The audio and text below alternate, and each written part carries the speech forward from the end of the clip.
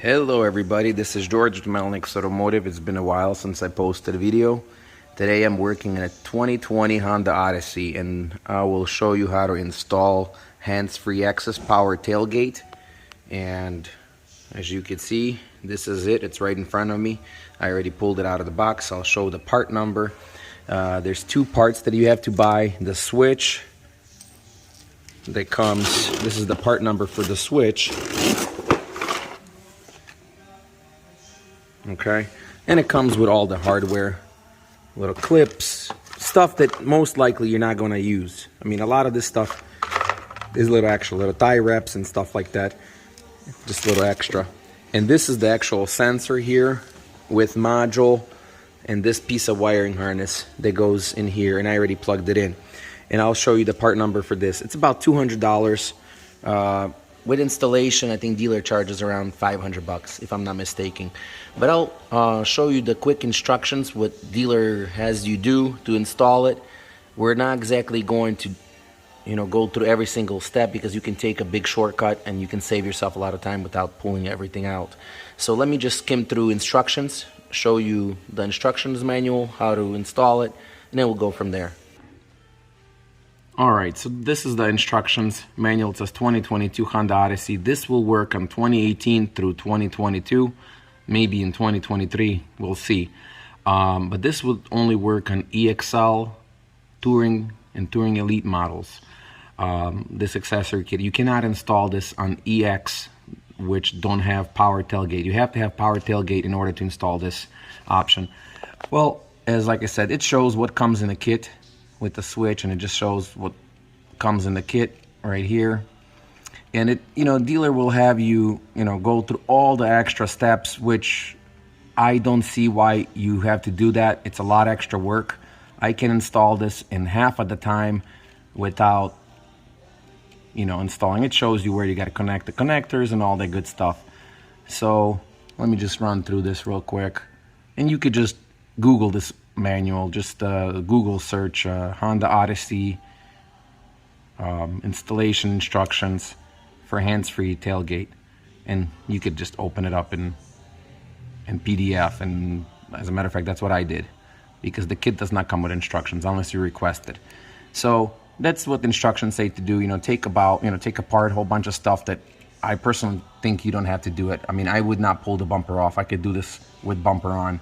I'll just pull the one corner of the bumper, and I'll show you all my tricks that I'll use to save some time on installing this kit. So let's go back to the Odyssey. All right, first of all, you'd have to disconnect, open the trunk and disconnect your battery terminal. I recommend doing that. Next, what I did, I went ahead and folded my seats just like that, and I went ahead and removed a trim panel, which is here, and there's two knobs just like this, one on each side, and it just lifts right up. Next, what I did, because dealer has you remove the whole entire trim, which we're not going to do. I mean, if you remove this piece here, all you have to do, remove one of those knobs here, just unscrew it counterclockwise, and what you could do, you could yank it to a side like what I did. I mean, and we're gonna go in. I'm gonna show you the connector, which is located there. You see that little white connector there? And I'll show you. Also, we're going to drill a hole here for the switch, and that's where the switch goes. This switch here, it's gonna go right in here.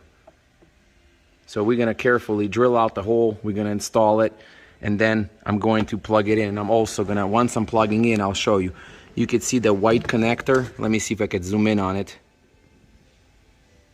That's the white connector. We're gonna disconnect it, and we're gonna connect the new harness into it.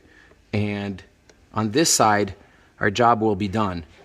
Once we plugged it in, then we can go ahead and reinstall the plastic, put it back in. But like I said, removing the whole trim panel will take a lot of time. So next, I'm gonna show you the next trick. All right guys, so here's what I did. I apologize about the background noise, but there is 3 Phillips size screws here on the side. I'm not gonna remove the whole bumper. There, right here. And then I went underneath the car, which I'll show you. I have a little crawler like this, and I'll show you. I removed a couple clips. Very good tool to have is I'm using a pick fork like this. So what I did, I went underneath the car, and I'll show you. So what I removed 1, 2, 3, 4, and then there was a couple more, 5, 6. I removed about 6 clips. Since, like I said, I don't have a cameraman, I'm doing this all by myself. Very easy to do. So what I did, I gently yanked the bumper off. So now I have access. Now I have access to where I need to go. Okay, as you can see, there's a connector, and I'll explain to you. It's right over here.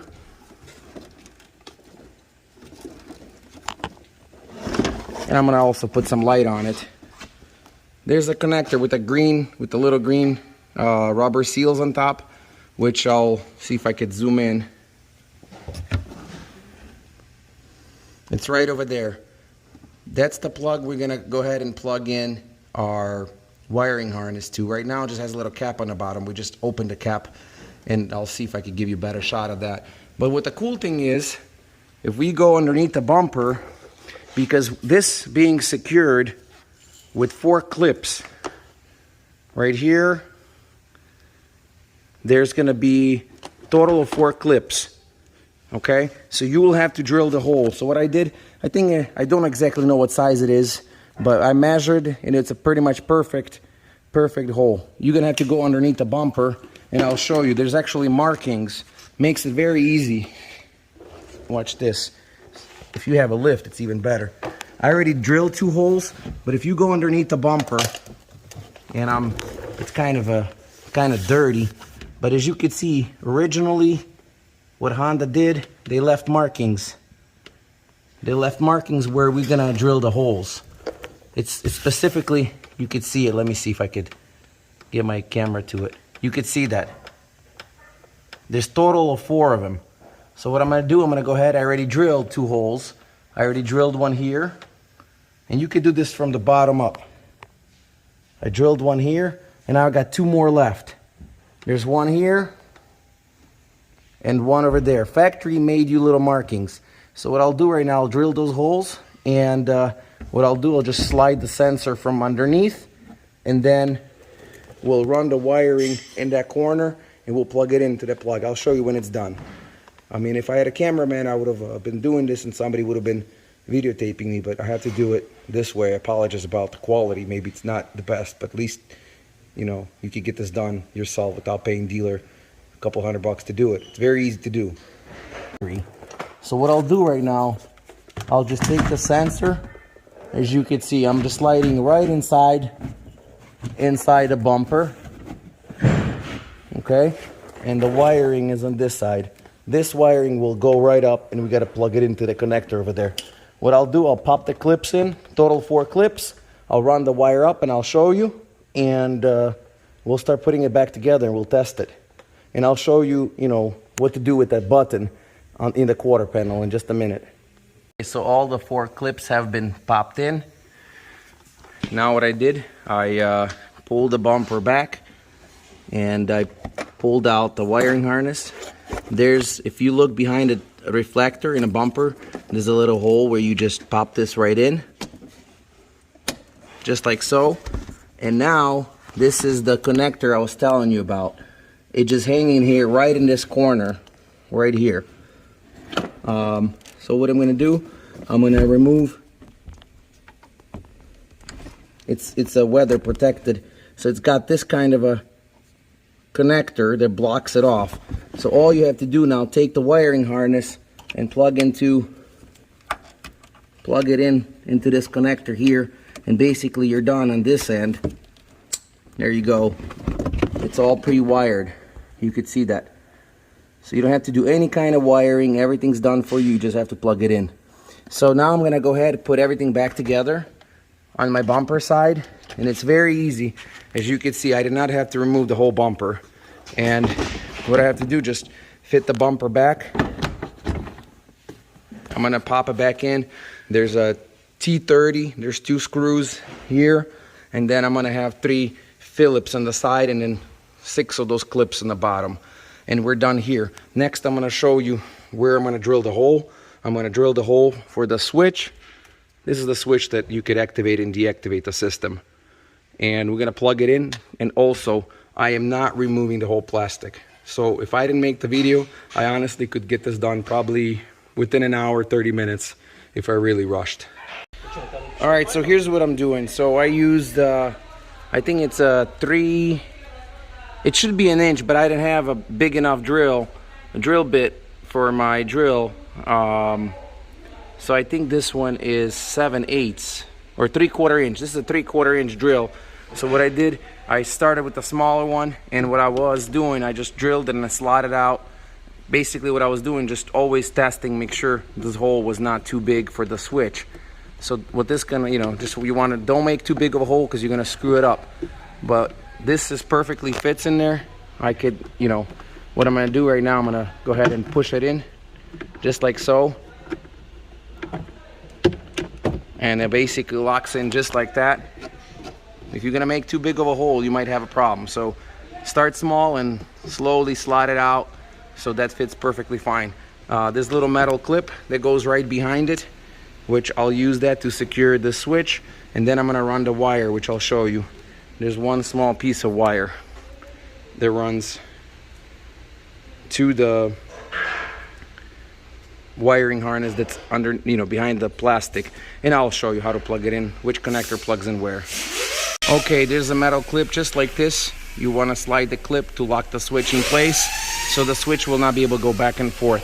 So what I'll do right now, I'll plug in the wiring harness and I'll show you right in there. There's a white plug with light yellow wire, as you could see. You're gonna unplug that, and we're gonna connect our little wiring harness into that. I'm gonna get it done and show you. Okay, so the green side of the connector, you're gonna connect it into the switch. All right, and what I did, I disconnected this white plug right here, and I connected the one side from the wiring harness into here, and then yellow, I connected to yellow. So make sure you have that all connected, just like that. And we're gonna clean up the wires. They give you tie wraps. You could just clean up the wires so that'll make extra noise. So you don't hear any dangling noises, but this is how it works. And you have the switch here. So, you know, I'm just gonna show you how it works. So make sure the button is pushed in, because if you have it pushed out, it's not gonna work. So all you do, make sure you have your key in your pocket, just like so. You'd have to come close, and you have to swing your foot under, just like so. You just take your foot, and it will close. Same thing, when you walk up to the car, I wanna see if I could get my camera a little bit away. So you're gonna walk up to the car, you gotta be close, take your foot, slide your foot and walk away, and the trunk opens. So that's it for this video. This was George from Melnick's Automotive. If you have any questions, feel free to send me an email. Once again, thank you for watching. This was George with Melnick's Automotive.